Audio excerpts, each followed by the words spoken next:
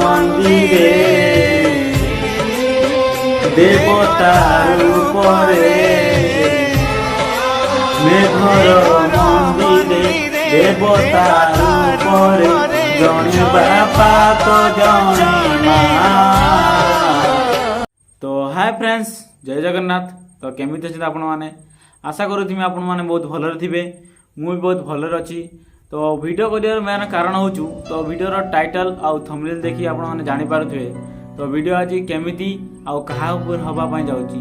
ତ ଭିଡ଼ିଓଟା ପ୍ରଥମେ ଦେଖନ୍ତୁ, ତାପରେ ଆପଣମାନେ କହିବେ ଭିଡ଼ିଓଟା ଆଜି କେମିତି ଆଉ କାହା ଉପରେ ଆମେ ଯାଉଛି। ତ ଦେଖନ୍ତୁ।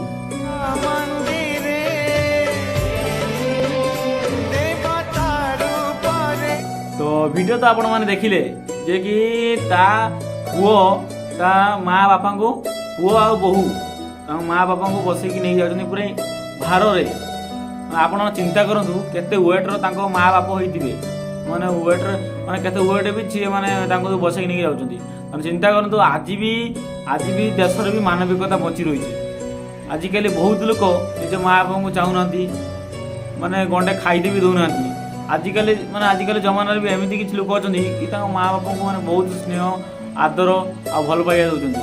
ଆଉ କିଛି ଲୋକଙ୍କୁ ମୁଁ ଏ କଥା କହିବି, ମାନେ ସବୁ ଲୋକ ନୁହେଁ, କିଛି ବି ଅଛନ୍ତି ବହୁତ ଭଲ ଲୋକ ଅଛନ୍ତି, ବହୁତ ଖରାପ ଲୋକ ଅଛନ୍ତି।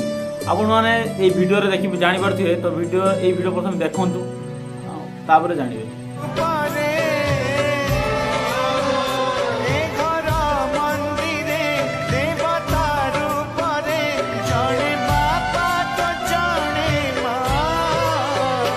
ତ ଆପଣମାନେ ଭିଡ଼ିଓ ତ ଦେଖିଲେ, ନିଜର ପୁଅ ଆଉ ବୋହୂ ନିଜର ମା' ବାପାଙ୍କୁ କେତେ କାନ୍ଧରେ କାନ୍ଧେଇକି ପୁରା କେତେ ମାନେ ବହୁତ ଆନନ୍ଦ ଆଉ ଆଦର ସହ ନେଇକି ଯାଉଛନ୍ତି।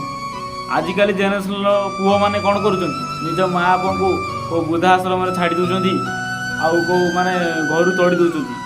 ଭାଇ ଆପଣମାନଙ୍କୁ ରିକ୍ୱେଷ୍ଟ କରୁଛି, ମୁଁ ଦିଲ୍ସେ ଆପଣମାନଙ୍କୁ ରିକ୍ୱେଷ୍ଟ କରୁଛି, ଭାଇ ଏମିତି କିଛି କାମ ନ କର ଯିଏକି ଆପଣମାନଙ୍କ ମା' ବାପ ମାନେ କେଉଁ ମାନେ ବୃଦ୍ଧା ଆଶ୍ରମରେ ନ ଛାଡ଼, ଆଉ କେଉଁଠି ବି ମାନେ ଘରୁ କାଢ଼ନି। କାହିଁକି ନା ଆମକୁ ଏଡୁଟେ କରିଛନ୍ତି।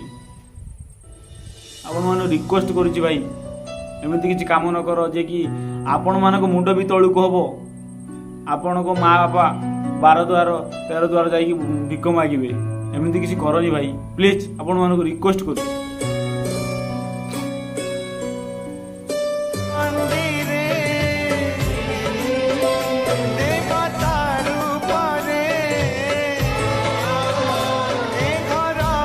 ତ ଭିଡ଼ିଓ ତ ଆପଣମାନେ ଦେଖିଲେ, ତ କେମିତି ଲାଗିଲା?